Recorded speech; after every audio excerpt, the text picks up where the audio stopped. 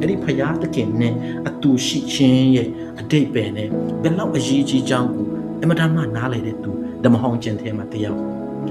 ရှာလန်ဆီယာဖြစ်တဲ့ဒေးဗစ်ကတော့ဆာလန်73ထဲမှာရေးထားပါတယ်စင်လာတော့ကျဆာယာအရာ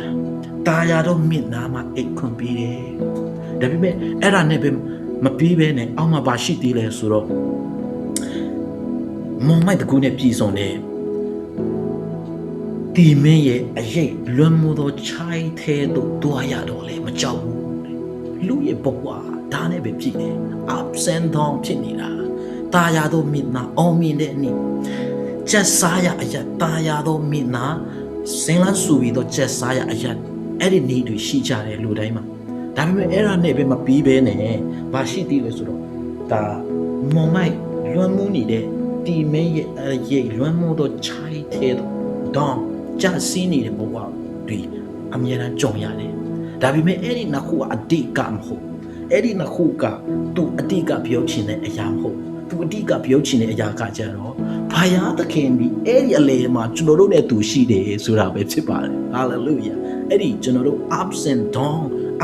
down ဘဝမှာနေ့တိုင်းမှာကျွန်တော်တို့ဟာအမြဲတမ်း ups and downs ကြုံရတယ်ဒါပေမဲ့အဲ့ဒီအလေမှာဖယားဒီအမြဲတမ်းအတူရှိတယ်ဆိုတဲ့အရာပဲဖြစ်ပါတယ် hallelujah ဖယားသခင်ကိုယ်တိုင်ဒီတင်းနဲ့အတူရှိတယ်ဒါကြောင့်ဒီနေ့ Christmas ဒီဒါ Christmas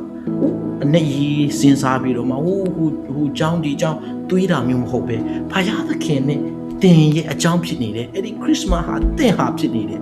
အဲ့ဒီ Christmas ဟာတင်ရဲ့ story ဖြစ်နေတယ်ဆိုတာကိုဒီနေ့တိတဖန်ခွန်အားပြီးတိုက်တွန်းလိုပါတယ် Christmas နော်